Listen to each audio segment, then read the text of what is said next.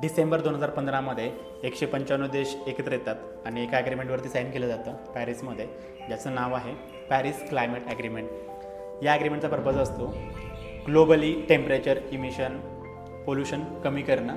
तर यामध्ये प्रत्येक कंट्रीजला एक प्लॅन सबमिट करावा लागतो, जो असतो NDC, नॅशनली डिटरमाइंड कॉन्ट्रीब्युशन. आणि हा प्रत्येक 5 वर्षाला त्यांना सबमिट करावा लागतो की तुम्ही पोल्युशन कसं कमी करणार. यामध्ये इंडियाने पण एक प्लॅन सबमिट केला 2022मध्ये की आम्ही 2030पर्यंत 45% इमिशन पोल्युशन कमी करतो आहे. सो या अकॉर्डिंगली त्यांनी पूर्ण प्लॅन केला आणि 2070पर्यंत आपलं टार्गेट आहे की net zero emission, net zero carbon wastage.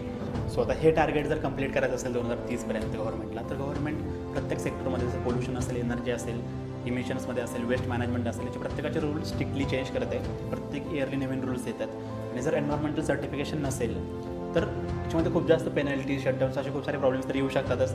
पण हा एक बिझनेस पार्ट होऊ शकतो, कारण हा फॉर्मॅलिटी नाही आहे किंवा सर्टिफिकेट आहे फक्त एक बिझनेसचा पार्ट आहे किंवा मी काढून घेतो, हा नाही आहे. ॲक्च्युली हे खूप जास्त मॅन्डेटरी होणार आहे पुढं लोनसाठी, तुमचं कॉर्पोरेट टायपसाठी, कॉर्पोरेट ॲग्रीमेंटसाठी, अशा खूप साऱ्या बिझनेस टायपसाठी ह्या गोष्टी गरजेच्या आहेत.